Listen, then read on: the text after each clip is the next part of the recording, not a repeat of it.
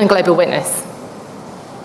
My name is Agnes Hall. I work for 350.org, and I want to extend a warm welcome to everyone in the room and joining remotely. Around the world, civic space is shrinking. It's becoming increasingly risky for people to critique public policy, to protest or lobby for climate justice. When people do speak out, many are persecuted and even jailed. And the end result of that is that we don't have democratic participation in the creation of policies, nor do we have the power of collective voices holding governments to account in many places, which we so strongly need in the fight for climate justice. Nowhere is this playing out more strongly than in Vietnam. Like many other countries, Vietnam is experiencing its hottest year on record and has publicly committed to join global partners in taking action in mitigating climate change. It has recently secured finance for this via a Just Energy Transition Partnership. And just days ago at this very conference, Vietnam's Prime Minister announced the Resource Implementation Plan to put this into motion. But despite these outward commitments, Vietnam is detaining the country's most prominent climate leaders on trumped-up charges of tax evasion and, most recently, appropriation of information. Many here are members of the Vietnam Climate Defenders Coalition, a group consisting of dozens of groups working on environmental, climate, and human rights issues. They are calling for the urgent release of detained activists, Mr. Dang Dinh Bach, Ms. Hoang Thi Minh Hong, and our former colleague at 350.org, as well as many other climate defenders. I'm delighted to welcome the panelists here today with me for discussion. Gunit Kaur is a legal professional and expert in human rights. International Rivers is an organisation focused on protecting rivers and water systems and supporting civil society participation in decisions that affect their lives. Shruti Suresh is the interim co-director of campaigns at Global Witness, an international NGO that works to break the links between natural resource exploitation, conflict, poverty, corruption, and human rights abuses worldwide. Shruti is also a lawyer with several years of experience in campaigning on environmental and climate justice issues. Johnson Leylim is the associate director of global campaigns at 350.org and is based in Turkey. 350.org is a climate justice organisation campaigning for solutions to the climate crisis and a just transition for all. Jerry Arancez is a long-term climate and environmental advocate, the founder and executive director of the Centre for Energy, Ecology and Development, an institution that conducts research and advocacy and partners with communities in promoting an ecologically just, people-centred energy and development path. First, I will hand over to Gunit. Gunit, can you tell us more about who is being persecuted for their climate defender work in Vietnam and why is this becoming such a pattern? Thanks, Agnes. There are these 6 remarkable individuals. They're climate leaders, they're energy policy experts, they're environmental human rights defenders who have been arrested by Vietnam, and they were the ones who advocated for transition away from coal in Vietnam, and in that manner paved the way for Vietnam's Just Energy Transition Partnership. These 6 individuals include Dang Dinh Bach. He is a lawyer, an environmental human rights activist. He's also the director and the co-founder of Law and Policy for Sustainable Development Center, LPSD, a loving husband, a young father, and he's been in jail since June 2021. There's Ngoc Thi Khan, who's a Goldman Prize winner. There's Mai Phan Loi and Bak Hung Duong. Both of them work with a media company. Loi is a journalist. There's Hoang Thi Minh Hong, who's a former colleague of our allies at 350, who used to run an organization called Change.org. And then now there is Ngoc Thi Nguyen, who is also the executive director of Vietnam Initiative for Energy Transition, VietSe, and she was an energy policy expert. all these individuals worked on Vietnam's transition away from coal. Bach was somebody who worked with communities. He worked with communities in representing them. He trained over 100 lawyers, young lawyers. He worked on legislation for Vietnam to move away from plastic, limiting plastic use. He worked on legislation for banning of asbestos. So there's years of work around environment and energy. And these individuals, in February 2020, Vietnam announced that they are going to move away towards renewable energy.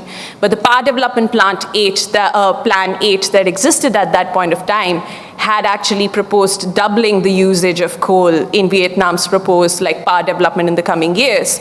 So Bach, Khan, Loy, Duong, these 4 individuals who formed a coalition called the Vietnam Sustainable Energy Alliance, they actually, they sort of showed that there's a difference. Like if Vietnam is making a commitment to moving to renewable, the Power Development Plan does not match with it.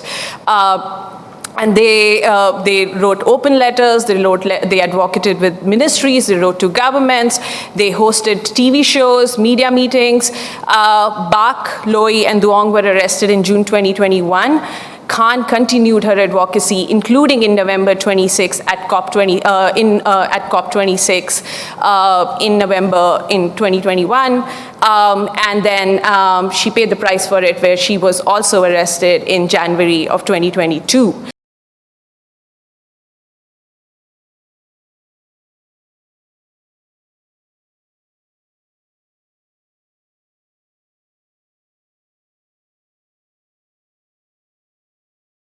So what we have is an ongoing pattern. It's not something in the past, it's an ongoing pattern.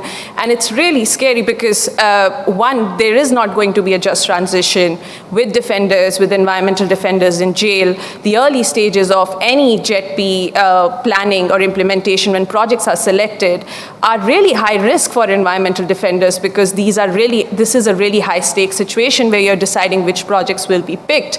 And there is no safeguard for environmental human rights defenders within the JETP framework. And later on, we don't even know whether there's going to be a meaningful energy transition. Because as we can see, and Gary can speak more to it, in the resource mobilization plan, what we see are a lot of false solutions. You needed these environmental defenders, as we can see with their advocacy towards the PDP 8, the Power Development Plan 8, to point out sort of the gaps between what the government is committing on an international stage or to the media and what was there between the fine lines in the documents where there was a lot of investment happening in coal again and again. So all the stakeholders in the JETP, this is a $15.5 billion partnership, USD partnership. It includes the World Bank Group, includes the ADB, it includes the European Investment Bank, it includes GFANZ, which is the Glasgow Financial Alliance for Net Zero, and it includes UNDP as a technical supporter, as well as the International Partners Group. They all need to come together to resolve and bring together a protocol for protection of defenders. I will pass it on to you guys. Thank you. Thank you, Guneet. Global Witness released a report in 2022 highlighting how the criminalization of environmental defenders in Vietnam is on the rise. So how is the Vietnamese government silencing these climate defenders, and what can we best do to apply pressure for their urgent release? Thanks, Agnes. Just stepping back and looking at what's happening all around the world today, we are in a decade of critical climate action, but all around the world, civic space is shrinking, and we're seeing more attacks against defenders and civil society and silencing of their voices. Global Witness over the past 10 years has been monitoring killings and other forms of attacks against defenders, and we know that every other day a defender is killed, and this has happened for the past 11 years. But killings are not the only form of attacks. There are various forms of non-lethal attacks, be that violence, harassment, and criminalization. Criminalization is turning out to be one of the most prominently used form of attack of defenders and civil society because it gets less attention. It also has this guise of legality, so governments and corporations who use it get away with it. A human rights international organization called Frontline Defenders found that criminalization is the most prominent form of silencing civil society and defenders.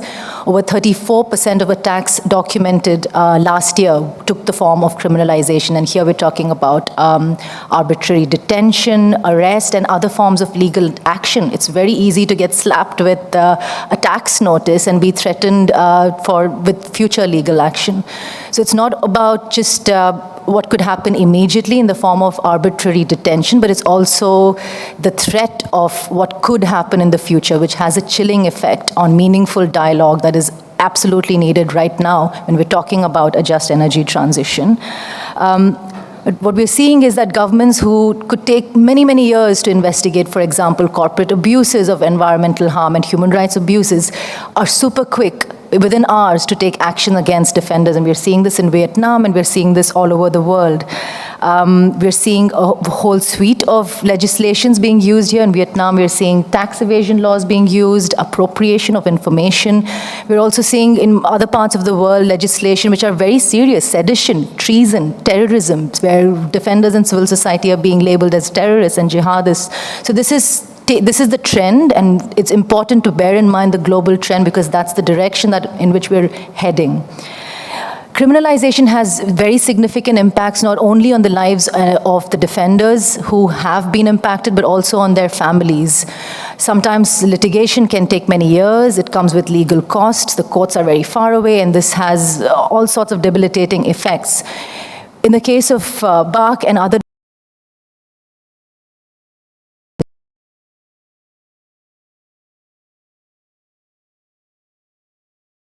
by those who are currently in prison and their families, it's unspeakable.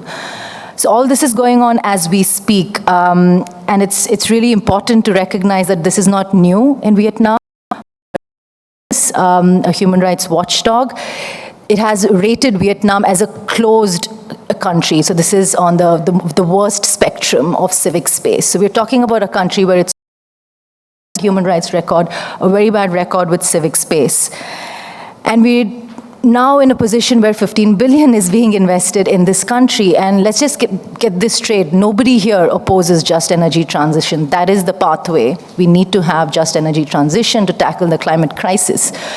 But you cannot have an energy transition when you have defenders and civil society unable to participate in decision-making on what that energy transition could look like. I am not an energy policy analyst. Who should be sitting here right now are BARC and other defenders, talking about the announcement that was made a few days ago of the RMP. They are not represented here. And it's absolutely shocking that the EU, the US, and other big donors of the so-called global north, the developed countries, the so-called leaders of democracy, are going ahead with this investment without addressing the critical concerns of civil society. There is a huge opportunity here to get this right. We want to support the just energy transition in Vietnam, but this needs to happen urgently by the release of defenders and activists in the country. At COP as well, we know that there's double talk happening, so this is a huge opportunity for governments to take stock of what's happening in Vietnam and really call for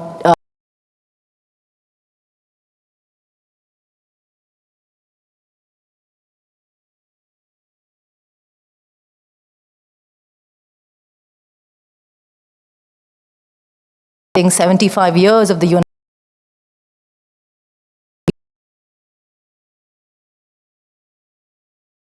celebrate this as well. So this is a moment in time where we need to take stock of what already exists. We don't have to reinvent the wheel. A right to free trial, a right to freedom of speech and expression, freedom of a political opinion, all of this exists. We need to make sure that this plays a role in actually shaping just energy transition in Vietnam. Thank you. Shruti. Johnson, we've heard a bit about how civic space is being squeezed in Vietnam. Can you expand a bit on why civic space is so important for meaningful action on climate, and how Hong's case in particular highlights this? Thank you. I'm here to talk about my kind, smart, energetic friend, Hong.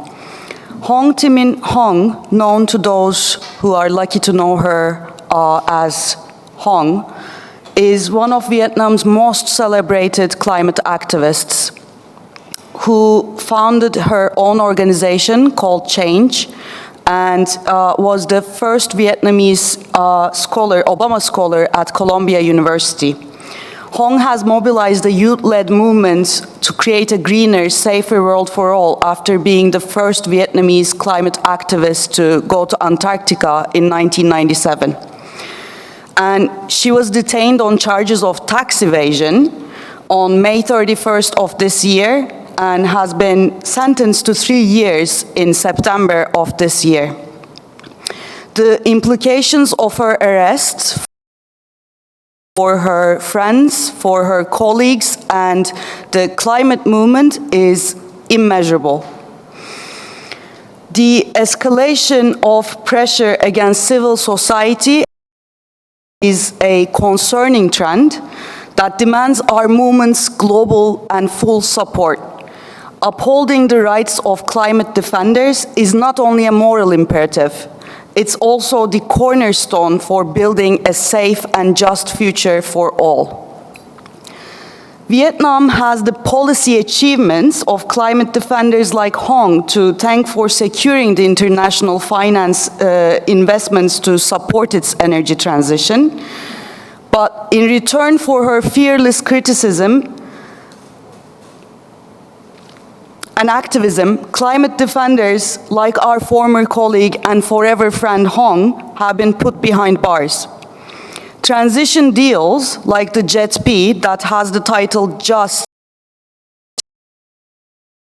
title cannot be considered just if those who have fought the hardest to secure a better future for their country are put behind bars and unable of the package.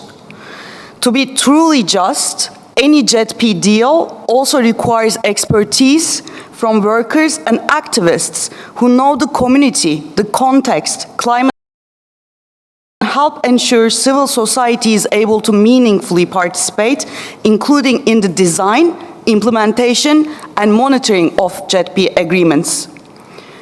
People like Hong are critical voices because they provide that needed expertise. As a heavily climate-impacted country and emerging economy, Vietnam has a valuable role to play in ensuring a sustainable response to the climate crisis. But this cannot happen with leaders like Hong in jail. Vietnam has the second highest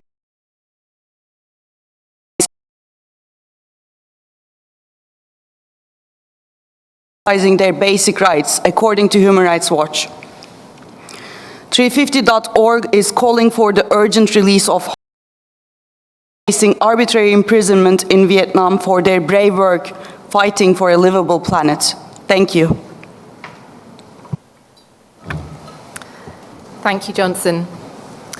Jerry, the Just Energy Transition Partnership has just had a resource mobilization plan announced by Vietnam's Prime Minister. What do you make of this, resource mobilization plan? What's missing? What are the gaps? What's your assessment? Thank you. Thanks to everyone who's here. Before I touch on the RMP, I think it would be a disservice to the likes of Hong, Can, Bak, and many others to actually not to tell their stories. And I'm so glad to be part of this. Just looking at the RMP, what are the red flags? What should happen in terms of the justice of the transition? It would be a disservice if I wouldn't speak on my experience with these leaders. So 10 years ago, we were faced with the biggest coal expansion in Asia, next to China. Southeast Asia was 15% of the 9 out of 10 new coal plants that were being pushed and built. And 10 years ago, I was riding with those 3. And finally, after 5 years of ferociously experiences from Vietnam to the Philippines to Indonesia, we're here now. Those three and many others have actually significantly reduced the coal fleet in Vietnam. Much like how we drew inspiration from them when we had our coal moratorium in 2020. So it is a privilege to actually be here and not just to touch on the RMP. So that's the context where we're at. And we just released a study a few days ago about the fossil gas detour vis-a-vis the PDP-8 of Vietnam.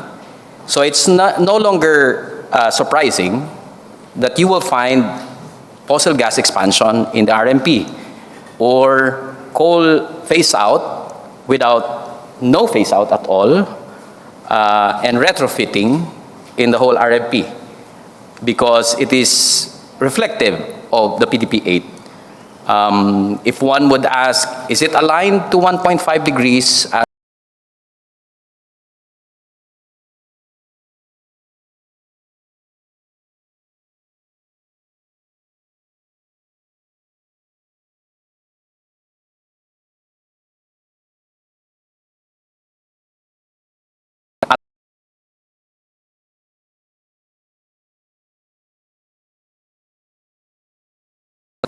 Taking into account that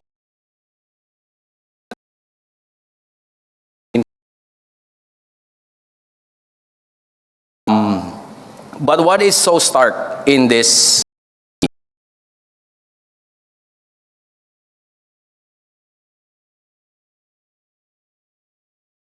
of those market level interest rates. And these are the kind of jet piece that developed countries pushes to many of us in Southeast Asia. We are in a project actually in the Philippines with SIF Act, which also clearly features a lot of loans. So it's not just about human rights, it's actually pushing for the agenda of developed countries in this jet B. How can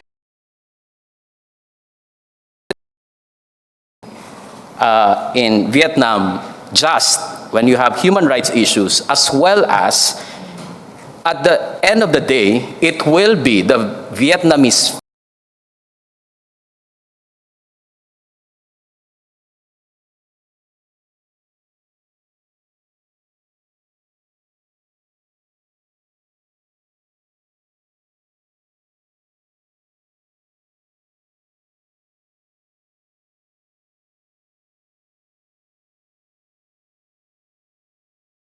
are in paper. A large cloud is cast on this RM.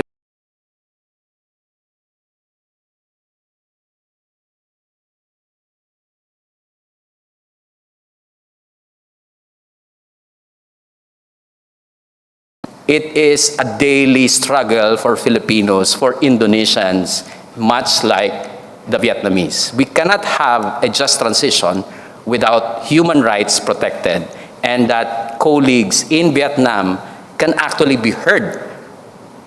And they have done that in the past. They have actually laid out so many arguments, so many data-driven and researches. These are not just activists. These are actually researchers. These are professionals who have done their work to actually help the Vietnamese government in the past, and I don't think that they would want Vietnam to actually, the development pathway of Vietnam.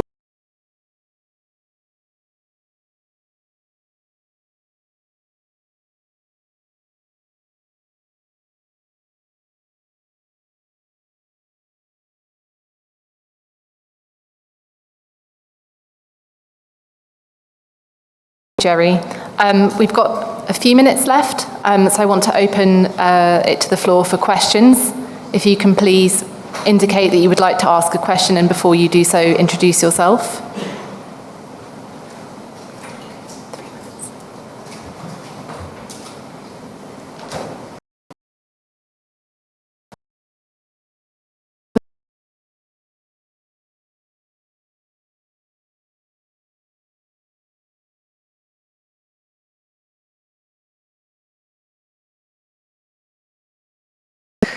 Two things. One, is it true that Ngozi Nguyen helped develop, consult on Vietnam's JET-P on some of the details in one of her previous roles? And secondly, you know, I've been seeing calls for the release of these activists since at least October. Is there any sense that any progress has been made on that? What makes you think that, or what makes you hope that this time the calls will be heard? Thank you. Nguyen has worked with various international partners. She was actually one of the speakers at the ADB's Clean Energy Forum in the summer, and she has consulted on JET-P from what we hear. And I guess that's where her vulnerability came from, which is, it also raises questions for a lot of other, including private sector companies that may want to move into energy transition, because here the allegation is appropriation of information regarding energy grids. So it really restricts access to information and makes it potentially criminal to access information about energy grids. With respect to the campaign has been going on for a while, and there are various international organizations that are involved in the coalition.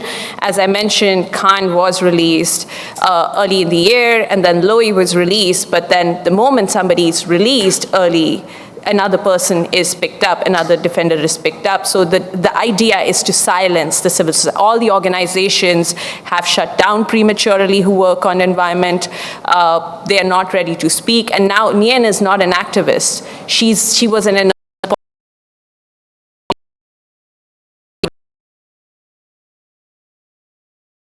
needs to be silenced, needs to be repressed in Vietnam. And so it's a pattern, and if people get released, there have been some successes for the campaign, but the issue at hand is much more systemic, and it needs much more direct involvement of other stakeholders in this. Okay. Thank you. That's all we have time for now. This joint conference has been on Vietnam's imprisoned climate leaders, hosted by 350.org, the Vietnam Climate Defenders Coalition, and Global Witness. Speakers will now be available outside for questions and interviews. Thank you.